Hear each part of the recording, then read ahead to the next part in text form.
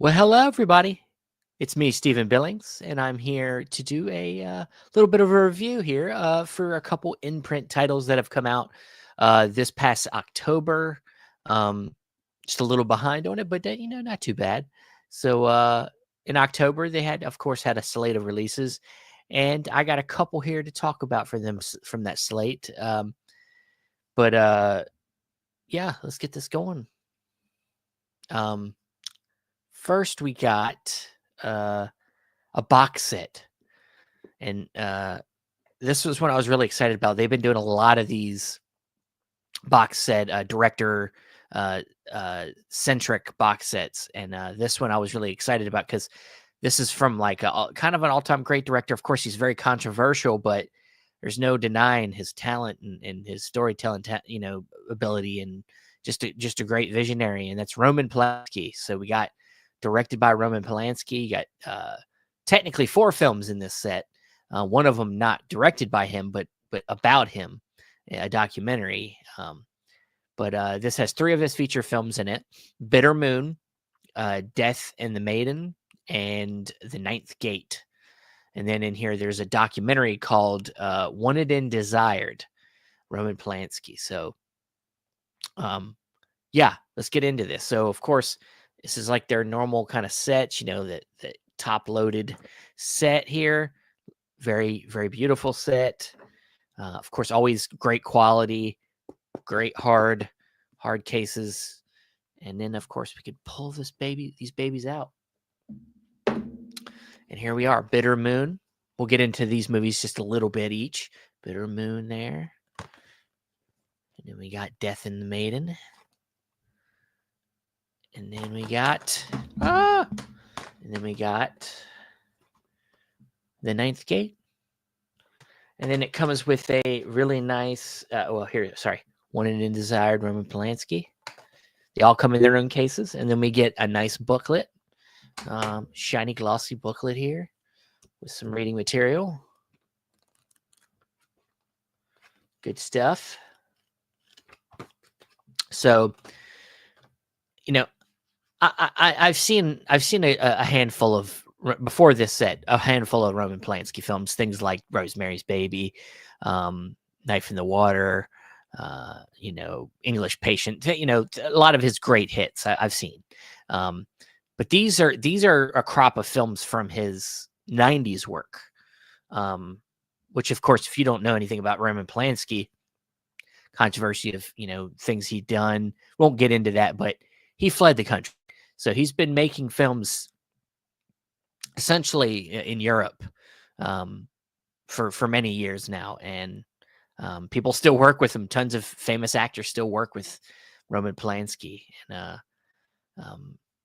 so though I knew about, a lot about what had gone on with him, I still thought it was interesting to maybe start with the documentary. So I dove into this set through the documentary, Wanted and Desired. It really just kind of breaks down, kind of the landing of Roman Polanski, how, he was just bursts on the scene, and he comes out with, Rosemary's Baby was kind of the big one, but it really kind of goes into the 60s, talks about how well regarded he was in Hollywood, and of course his relationship with I'm blanking on her name for some reason, his wife that got killed by the Manson people, and how that kind of changed things, and then it leads to the things that happened where he was with a young lady that was underage, and it goes through all of that, goes through all of the kind of case details and the trial of it and everything. And it was really interesting to get the minutia of how it all went down. And when he decided to flee and for what reasons. And it definitely gave me more of a seasoning of what I already knew. And it's, if you want to get the basic kind of story of what happened, this is a good documentary to watch. But going into the films, I like I said, I had actually already seen The Ninth Gate, stars Johnny Depp. We could start there because I mean, it's my least favorite of this box set.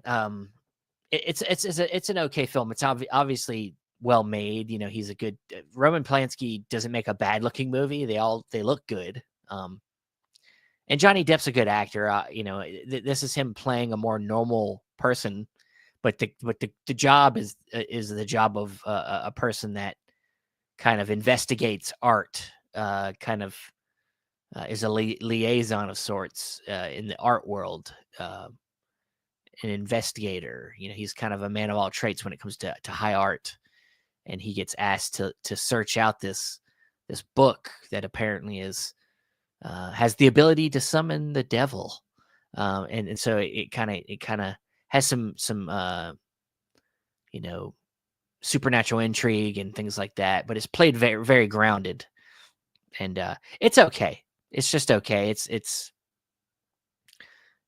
maybe just a little bit, I think a little bit meandering at times. It's not as interesting as it wants to be, but it's got some of the stamps of Polanski films. You know, there's always like a somewhat of a sexual kind of element to it. There's always like a little bit of quirky weirdness to some of the characters.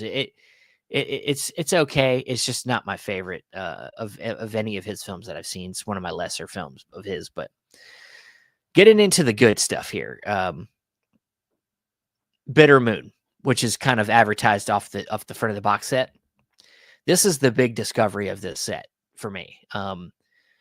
Bitter Moon came out in 1992, and it stars Hugh Grant and Kristen Scott Thomas and Emmanuel Seigner and Peter Cody are kind of your main characters, and it's the best way to describe it is it's kind of a not good love story, you know. It's a film that kind of goes back and forth through time. Hugh Grant is with his fiance. They're on this cruise ship, and he meets this guy played by Peter Cody who's in a wheelchair. You know, he's kind of quirky, he's kind of fun, and Hugh Grant kind of is interested in him. And then Hugh Grant's at a bar on the ship one night, and he sees this woman who's dancing. He's obviously attracted to her, and then that ends up being Emmanuel Seigner, who is Peter Cody's wife. And they are obviously kind of a odd couple that's together. But this guy says, "Hey, you know, you like my wife? You know, I'll give you a shot at her. It's fine, but you got to listen to the story of how me and her fell in love." So it's like this odd situation. Like, why does this guy want to tell me this story of his life with his wife, and why does he okay with me being with his wife? You know, it's just an odd scenario. And Hugh Grant can play that really well. You know, he's a very Hugh Grant comes off as a very posh, like, you know, good boy type of air to him. So he's awkward by it, but he's interested, he's intrigued, he's a man. So he goes and listens to this guy tell him a story about his love life, and it shoots back and forth through time. And as the story progresses, and it shows the story of this couple that is just oil and fire. It's not good. Terrible, just mix of people just doing terrible things to each other. And it's just it's one of the movies that you just need to experience. It's really well acted, really well put together. It's got that sexual energy. A lot of the films from that time period, the early 90s, Your Basic Instincts, that a lot of good sex stuff in there, like good atmosphere. Peter Cody is just fucking having such a good time in this movie. Hugh Grant somewhat, I think it works, but I felt like a different actor could have played his role and wouldn't have been so oh shucks about it. It could have been somebody a little bit more in the middle. But I just love movies of this era and these type of films.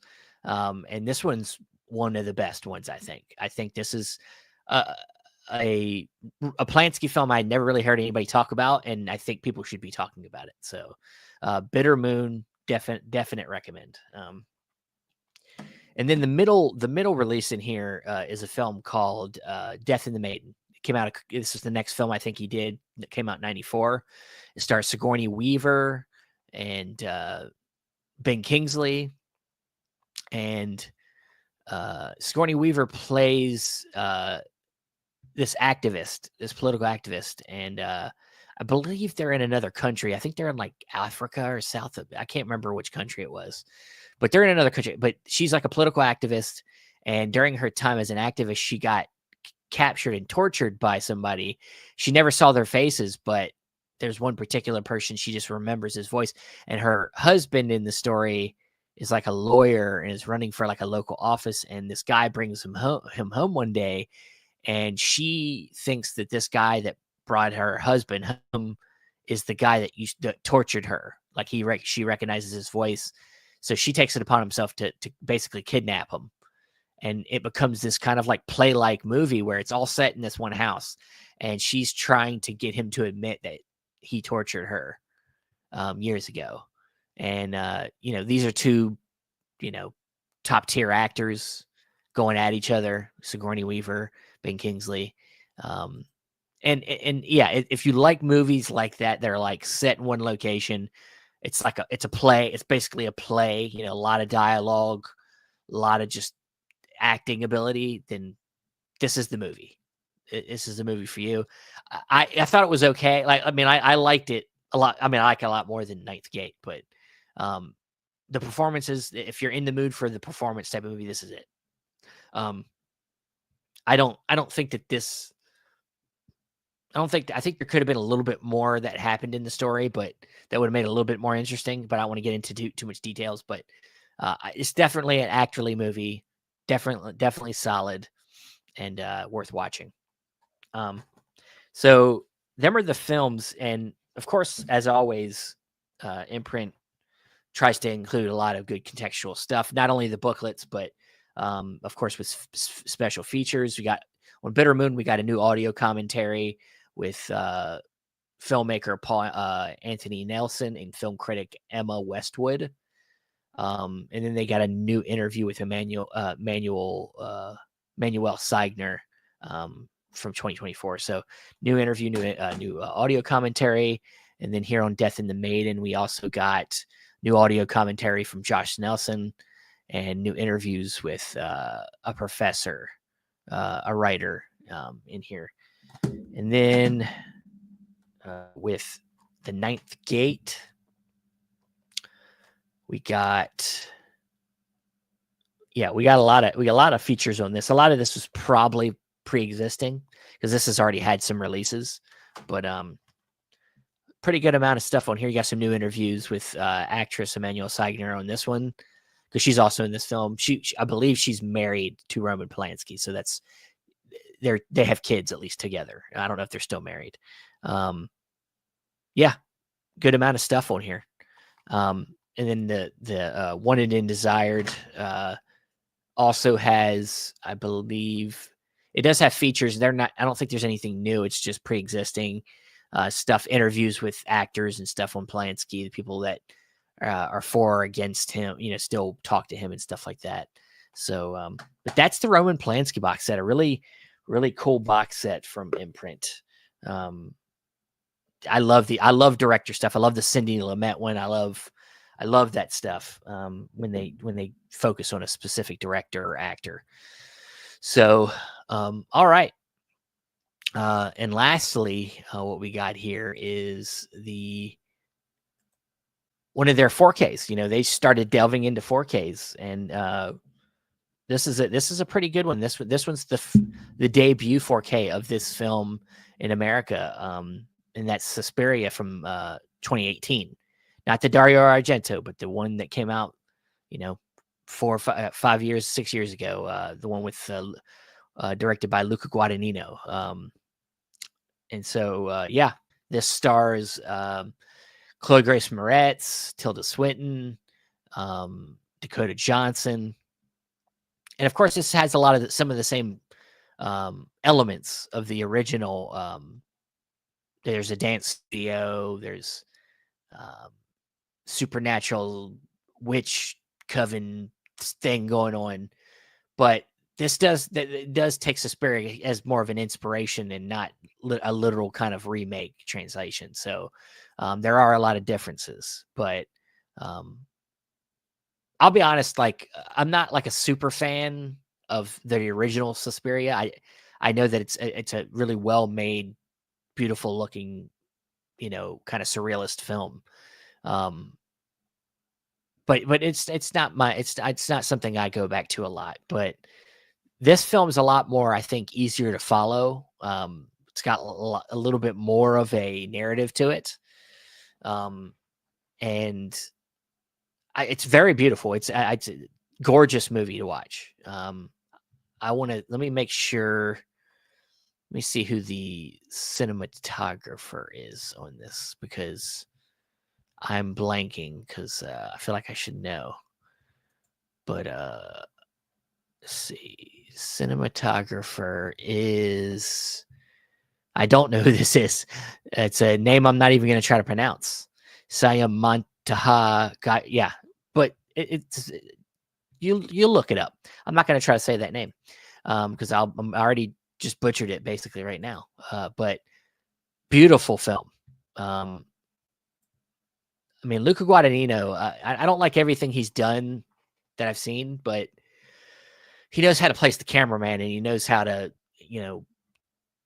just get good performances out of actors. And this movie asks for a lot out of their actors. It's a very out there film, weird, a lot of physical performances going on in this film, of course, with dancers and things like that. And it makes me think about what Darren Aronofsky had to put his actors through for Black Swan, kind of that dance studio, kind of serious like pain mentality with dancing. But there's also, of course, supernatural elements in here where things get really weird and bodies are contorting, and it's really out there. But I really enjoyed watching this. This is it's lengthy, it's lengthy. It's I think 2.5 hours, but it keeps you very interested most of the way. There's some spots in it that are a little bit dry, but it's a really cool movie. I think it's probably underappreciated right now because people compare it so much to the original. But I think this one's going to age well. I think this is a pretty solid movie and gorgeous to look at. And I'll be interested to revisit it again one day. But of course, like a lot of their kind of more deluxe editions of single films, they're got the cigarette top once again, and I just dropped the top there. And then we got the 4K disc here. And then it also comes with the Blu-ray combo. It's also got a second Blu-ray disc for features. And this also comes with, I think, lobby cards. So nice lobby cards with a nice pack here. I like that. So good stuff there. And like I said, comes with 4K and then the Blu-ray. A lot of features in here. Second disc has got tons of new features, like 3 or 4 new features created. You got interviews with the editor. You got a video essay with Italian film critic David Poliosi. And then there's a video essay with Alexander Heller Nicholas. Yeah, there's multiple video essays on different aspects of the film. So a lot of good stuff put in here to bring context to the film. Yeah, these are really good releases. Both of these that I got here from October. You can either go to the Imprint site to buy it from there, or some of the local retailers carry editions, whether it's like Diabolic. Orbit DVD is a good place. They typically get a lot of imports in. So yeah, these are 2 worthwhile purchases, and get your hands on them while you can. They keep them pretty limited. So that's it. That's all we got. thanks everybody for listening. If you haven't already, subscribe to the channel. Andrew Cabral, he does the Chasing Labels regularly now. Go over there and watch him every other week. We also got Unwatched Pile, which is a show I'm on with him that we do monthly. And hopefully we will have more to come. I got some things in the works. Hopefully I can get around to getting it out to you guys, and so I can see you guys more. So, all right, guys, everybody have a good night, and I'll see you around. Bye-bye.